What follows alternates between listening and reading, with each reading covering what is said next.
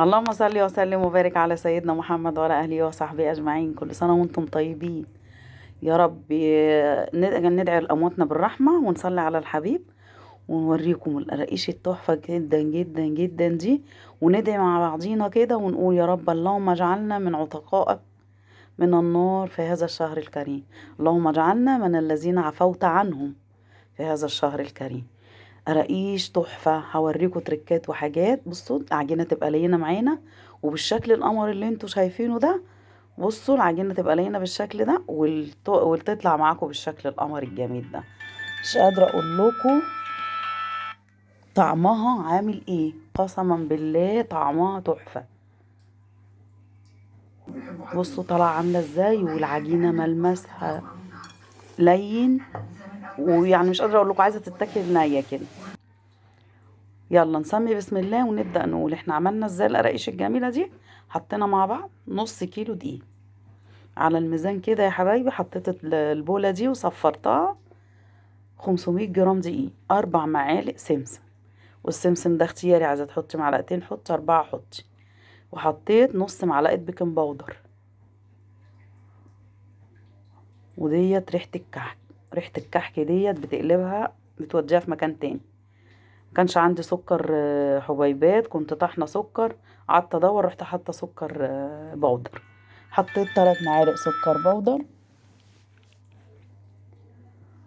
وهنا كوبايه، حطيت بقى كوبايه ميه، ربع كوبايه ميه، وعليهم معلقه سكر، وعليها معلقه خميره فوريه، ونقلبها بميه دافيه.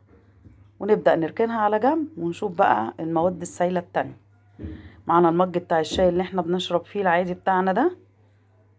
انا مسيحه زبده صفرا على زبده بيضه. مليت 3/4 المج، ونكمله بقى بزيت يكون جودته نوع كويس. كده 190 جرام. احط بقى بقية 200 جرام.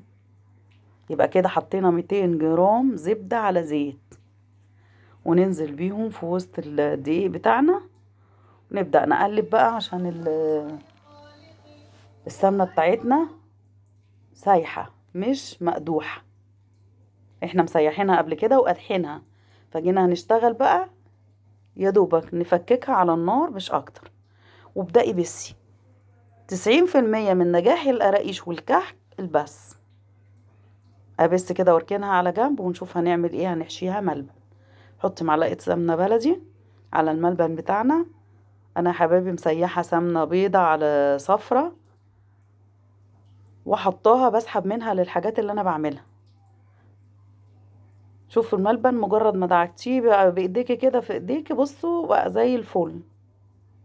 تبدأي بقى كوريه، اعمليه صوابع حسب ما انت هتقطعي العجين بتاعك. انا عملته صوابع عشان طبعا هعملها رول كبير، يبقى معايا مفرود واعرف انا افردها في الرول اللي انا هعمله. يلا خلاص. الخميره بتاعتنا اختمرت وبقت جميله ازاي. زي ما قلت لكم كملنا بقيه المج ميه. يعني احنا كده حطينا مج و... وتلت، والباقي بتاعه ميه دافيه على ميه الخميره. كده اخدت مجين 2 سوائل، زيت على سمنه وميه. ونبدأ نلم العجينة بتاعتنا. هنقول باظت؟ يا لا، بجرد ما تشرب السوائل. بصوا العجينة بتاعتنا بقت تحفة. لقيتها بتشقق، هتطلع معلقتين مية تاني. وابدأ بقى اشكل العجينة بتاعتي. بفردها على الكوانتر كده زي ما انتوا شايفين يا حبايبي، ونحط فيها الملبن. عايزة بقى تحشي الحشوة دي براحتك، عايزة تحشي ملبن احشي، عجوة احشي، عايزاها سادة. في ناس ما بتحبش القراقيش ديت فيها اي نوع من الحشاوي خالص.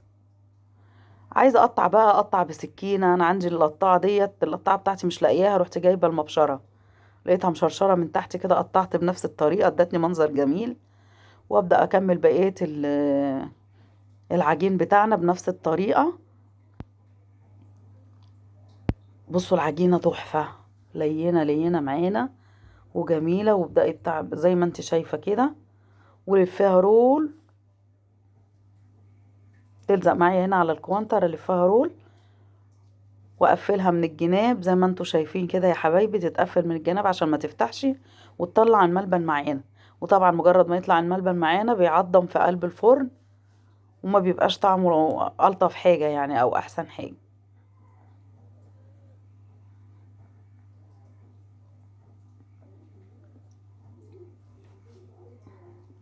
زي ما انتوا شايفين القطاعة مديها منظر جمالي ازاي.